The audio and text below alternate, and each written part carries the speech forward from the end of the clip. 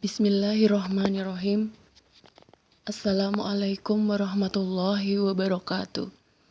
Rabbi shrahli sodri wa yassirli amri wahlul 'uqdatam min lisani yafqahu qawli. Salam sejahtera untuk kita semua. Puji dan syukur atas nikmat yang Allah limpahkan untuk kita semua. Ustadz Sarwanto yang kami hormati dan teman-teman semua yang kami banggakan. Pada kesempatan kali ini, saya, Triana Hermawati, akan mempresentasikan materi fikih muamalah mengenai hiwalah, kafalah, dan wakalah dalam beberapa menit ke depan.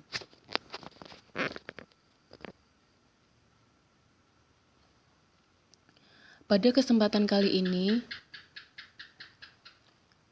pada presentasi mengenai hiwalah, kafalah, dan wakalah kali ini, ada beberapa poin yang akan kita bahas, yaitu mengenai pengertian, dasar hukum, rukun dan syarat hiwalah, pembagian hiwalah, kafalah, dan wakalah, manfaat, serta penerapan dalam perbankan syariah.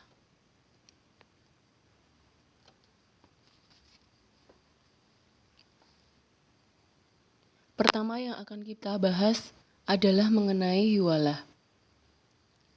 Sayyid Sabiq dalam fikih sunnah menjelaskan bahwa hiwalah berasal dari kata tahwil yang berarti intihal atau perpindahan. Sayyid Sabiq mendefinisikan bahwa hiwalah merupakan memindahkan hutang dari tanggungan muhil atau pihak yang berhutang menjadi tanggungan muhal alaih atau pihak yang melakukan pembayaran hutang. Pengertian yang diungkap oleh Sayyid Sabiq berdasarkan pendapat-pendapat para imam mazhab. Antara lain adalah ulama fikih mazhab Hanafi yang mengemukakan bahwa hiwalah itu pemindahan kewajiban membayar hutang dari orang yang berhutang atau muhil kepada orang yang berhutang lainnya atau muhal alaih.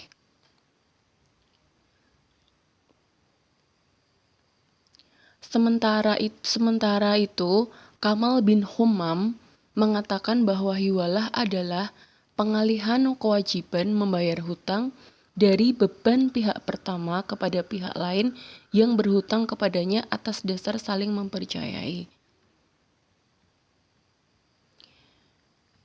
Ibnu Abidin memandang bahwa dengan terjadinya akad hiwalah, maka hutang yang semula menjadi beban pihak yang mengalihkan hutang atau pihak pertama al-muhil secara otomatis terlepas dari dirinya.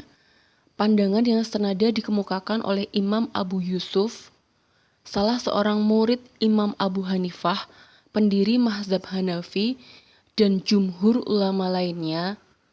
Alasan mereka adalah karena kata hiwalah berasal dari akar kata at-tahwil yang berarti pemindahan atau pengalihan.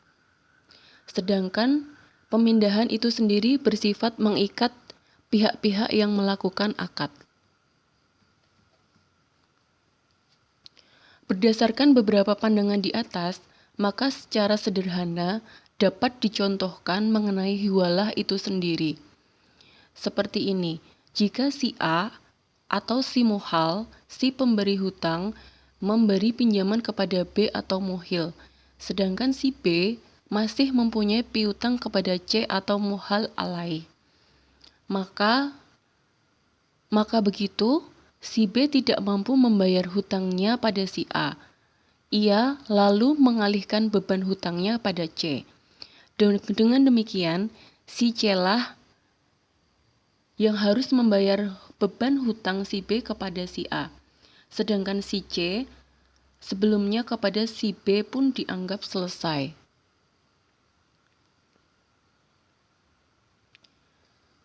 Dasar hukum hiwalah. Dasar hukum hiwalah adalah Quran Surat Al-Baqarah ayat 282 dan hadis perkara hiwalah dan hadis. Perkara hiwalah menurut syara adalah hal yang diperbolehkan. Hal ini berdasarkan hadis Nabi Shallallahu Alaihi Wasallam yang berbunyi, menunda pembayaran bagi orang yang mampu adalah suatu kezaliman. Dan jika salah seorang kamu dihiwalahkan kepada orang yang mampu atau kaya, maka terimalah hiwalah itu. HR Bukhari dan Muslim. Dalam hadis tersebut, Rasulullah memberikan kepada orang yang menghutangi bahwa jika orang yang berhutang menghiwalahkan kepada orang yang mampu, hendaklah ia menerima hiwalah tersebut dan hendaklah ia menagih kepada si muhal alaih.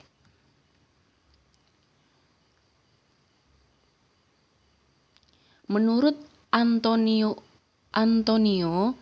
sebagian ulama berpendapat bahwa perintah untuk menerima hiwalah dalam hadis tersebut menunjukkan wajib.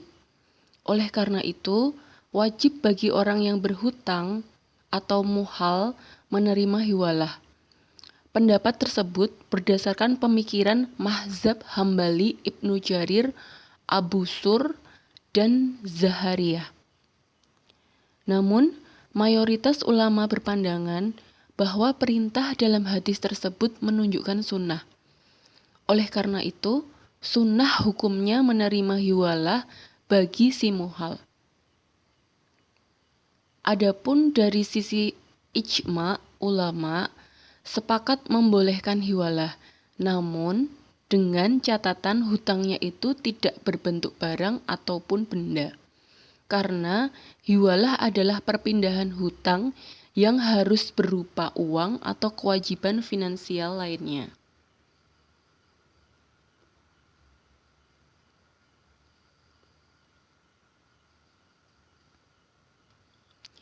Syarat dan rukun hiwalah. Menurut Mazhab Hanafi, rukun hiwalah antara lain A. Adanya ijab, yaitu pernyataan melakukan hiwalah dari pihak pertama. B. Adanya qabul, pernyataan menerima hiwalah dari pihak kedua dan pihak ketiga. Sementara itu, menurut Mazhab Maliki, Syafi'i, dan Hambali, rukun hiwalah itu ada 6, yaitu adanya pihak pertama, kedua, adanya pihak kedua, adanya pihak ketiga, adanya hutang pihak pertama kepada pihak kedua, adanya hutang pihak ketiga kepada pihak pertama, serta adanya sigat atau pernyataan hiwalah.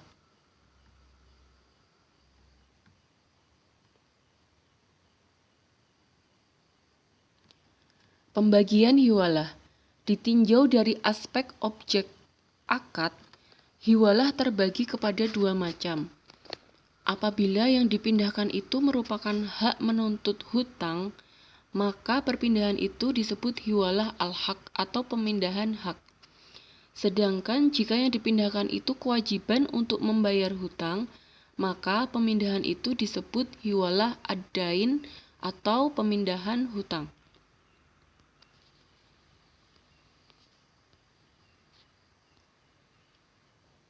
Ditinjau dari segi lain, hiwalah terbagi kepada 2, yaitu hiwalah al-muhayyadah atau perpindahan bersyarat, yaitu pemindahan sebagai ganti dari pembayaran hutang pihak pertama kepada pihak kedua. Contoh, apabila si A berpiutang kepada B sebesar 1 juta rupiah, sedangkan si B berpiutang kepada si C juga sebesar 1 juta rupiah, dan B kemudian memindahkan atau mengalihkan haknya untuk menuntut piutangnya yang terdapat pada C kepada A sebagai ganti dari pembayaran untuk B kepada A. Yang kedua adalah hiwalah al-mutlahah atau pemindahan mutlak, yaitu pemindahan hutang yang tidak ditegaskan sebagai ganti dari pembayaran hutang pihak pertama kepada pihak kedua.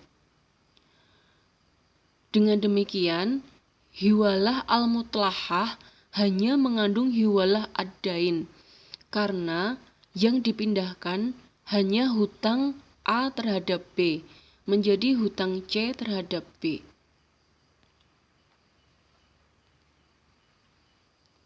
Mazhab Hanafi berpendapat bahwa kedua macam hiwalah ini, yaitu hiwalah al-muhayyadah dan hiwalah al-mutlahah, boleh dilaksanakan dengan syarat C.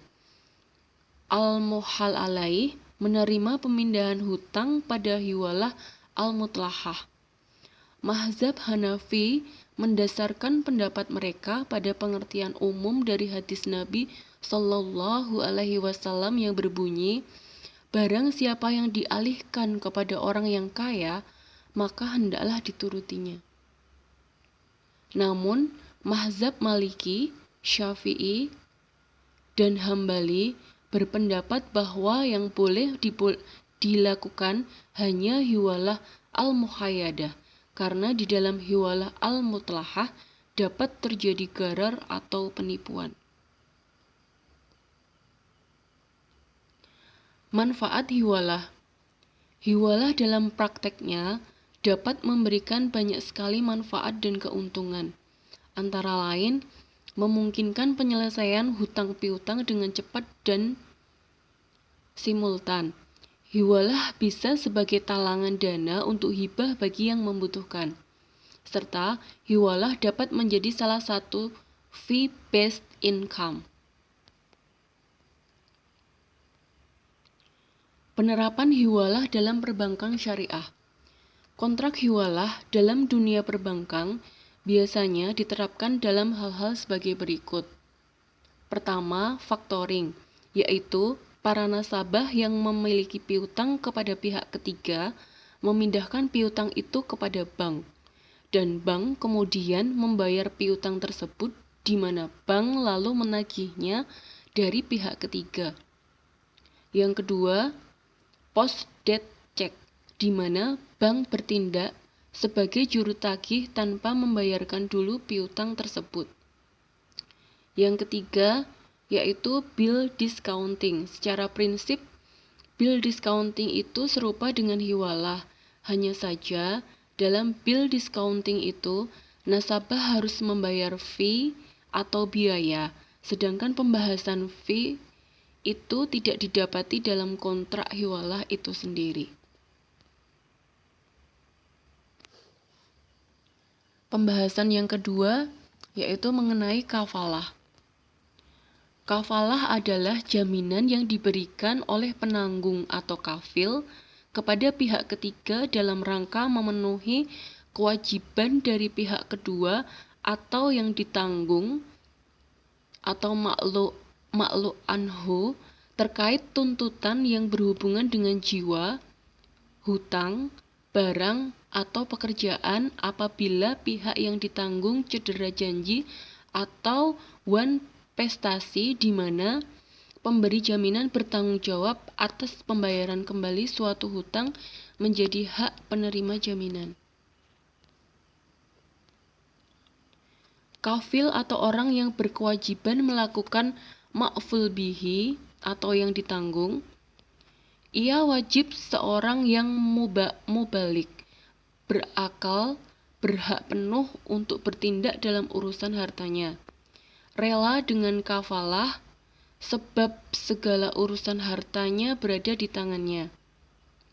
Kafil tidak boleh orang gila dan anak kecil, sekalipun ia sudah bisa membedakan sesuatu. Kafil ini disebut dengan sebutan damim atau orang yang menjamin. Zaim atau penanggung jawab. Hamil adalah orang yang menanggung beban, serta khobil adalah orang yang menerima. Dan yang dimaksud dengan asyil adalah orang yang berhutang, yaitu orang yang ditanggung. Untuk asil tidak disyaratkan harus balik, berakal, kehadiran, dan kerelaannya, tetapi cukup kafalah ini dengan anak kecil, orang gila, dan orang tidak hadir.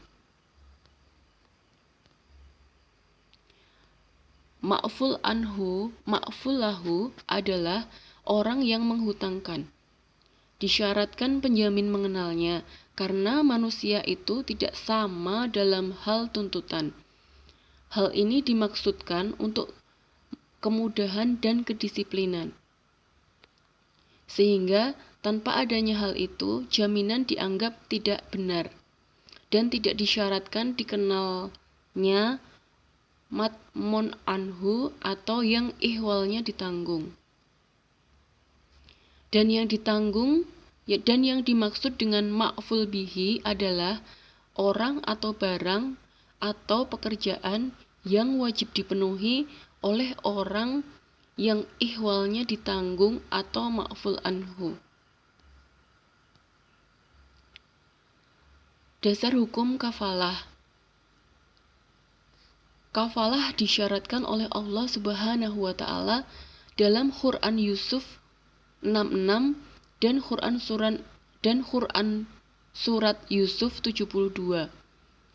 Dalam tafsir Aisyarut Tafsir disebutkan bahwa para pembantu raja menjawab, "Kami sedang mencari bejana tempat minum raja. Kami akan menerima hadiah bagi orang menemukannya berupa makanan seberat beban unta."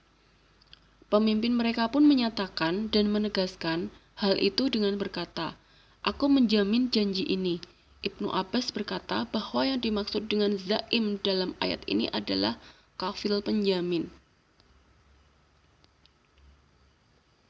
Rukun dan syarat kafalah.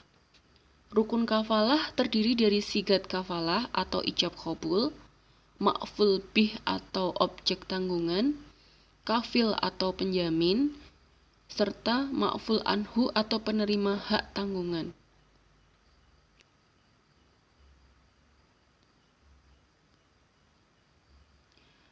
Syarat kafalah. Yang pertama adalah syarat penjamin atau kafil. Yang kedua meliputi syarat yang berhutang atau ma'ful anhu. Yang ketiga meliputi syarat orang yang berpiutang atau ma'ful lahu. Yang keempat meliputi syarat harta atau barang yang dijamin atau ma'ful bih.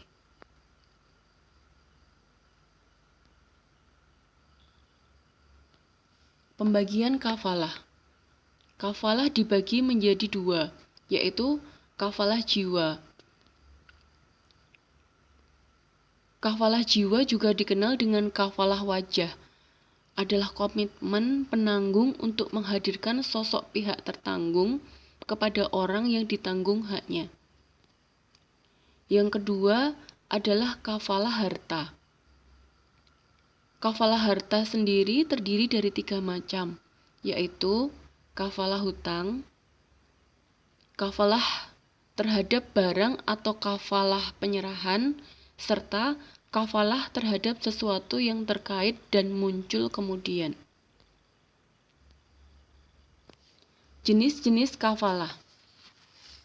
Yang pertama, kafalah bi an-nafs.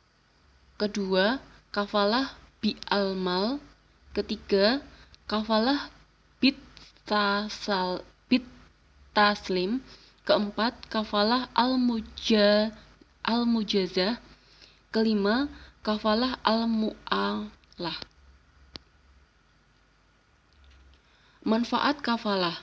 Manfaat kafalah yang dapat diambil adalah mendatangkan sikap tolong-menolong, keamanan, kenyamanan, dan kepastian dalam bertransaksi. Wahab Zuhaili mencatat hikmah tasyri dari kafalah adalah untuk memperkuat hak, merealisasikan sifat tolong-menolong, mempermudah transaksi dalam pembayaran hutang, harta, dan pinjaman. Penerapan kafalah dalam perbankan syariah. Kafalah diterapkan pada bank syariah berupa asuransi yang mengcover biaya komersial maupun produktif.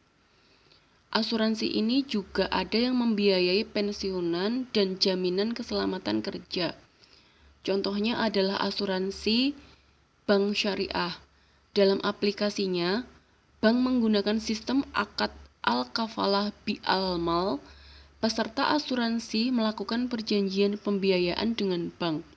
Menggunakan akad yang digunakan bank, melakukan kerjasama dengan pialang asuransi untuk mengcover biaya yang dibutuhkan di bank dengan akad al-kafalah bi'al-mal. Pembahasan yang ketiga yaitu mengenai wakalah. Definisi wakalah. Wakal atau wakilah merupakan isim masdar yang secara etimologi bermakna taukil, yaitu menyerahkan, mewakilkan, dan menjaganya. Istilah wakalah berasal dari wazan wakala zakilu waklan, yang berarti mewakilkan atau menyerahkan urusan. Al-wakalah juga berarti perlindungan atau al-hifz, pencukupan atau al-kifayah, tanggungan atau al-domah, atau pendelegasian al-tahwid. Sehingga definisi wakalah adalah akad perwakilan antara dua pihak, di mana pihak pertama mewakilkan suatu urusan kepada pihak kedua untuk bertindak atas nama pihak pertama.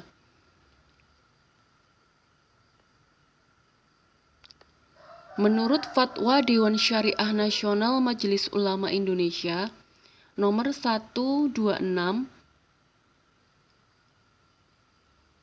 2019 tentang akad wakalah bi'al istitsmar, wakalah adalah pemberian kuasa dari muwakil kepada wakil untuk melakukan perbuatan hukum tertentu. Dalam fatwa tersebut, muwakil adalah pihak yang memberikan kuasa, baik berupa orang maupun yang dipersamakan dengan orang, yaitu badan hukum atau bukan badan hukum.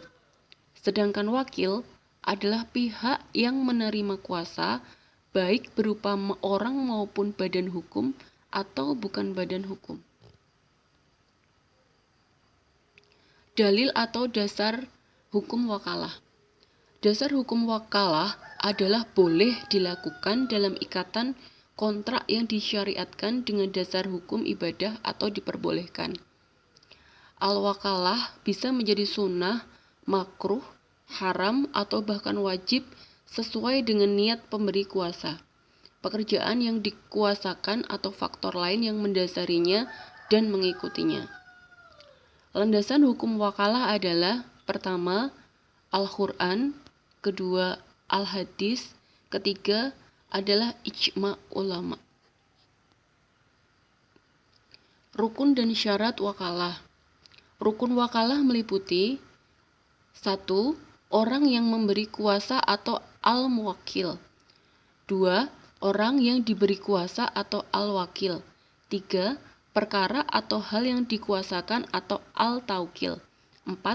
Pernyataan kesepakatan atau disebut dengan ijab dan qabul.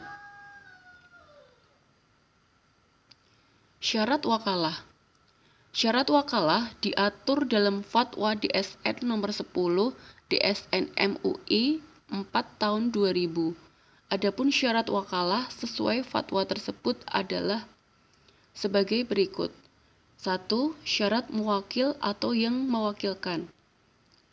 Seseorang yang mewakilkan atau pemberi kuasa disyaratkan memiliki hak untuk bertindak pada bidang yang didelegasikannya.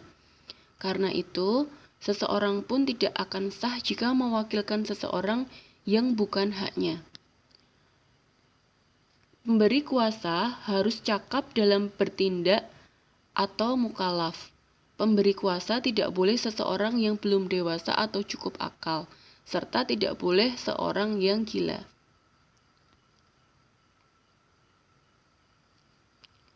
Kedua, syarat wakil atau penerima kuasa.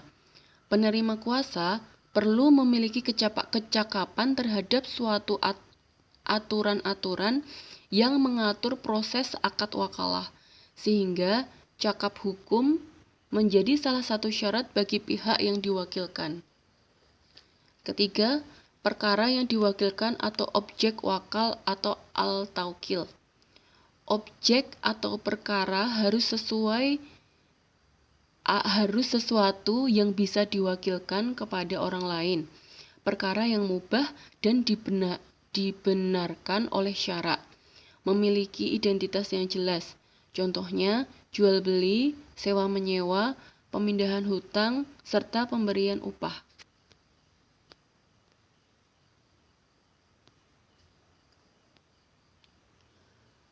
Pernyataan kesepakatan atau ijab dan qabul. Kesepakatan kedua belah pihak, baik lisan maupun tulisan, dengan keikhlasan memberi dan menerima, baik fisik maupun manfaat dari hal yang ditransaksikan. Pembagian wakalah. Menurut Ayub tahun 2009, terdapat 3 jenis wakalah, yaitu al-wakalah al-qostoh, merupakan pendelegasian wewenang untuk menggantikan sebuah posisi pekerjaan yang bersifat spesifik. Dan spesifiknya pun telah jelas, seperti halnya membeli Honda tipe X atau menjadi advokat untuk menyelesaikan kasus tertentu.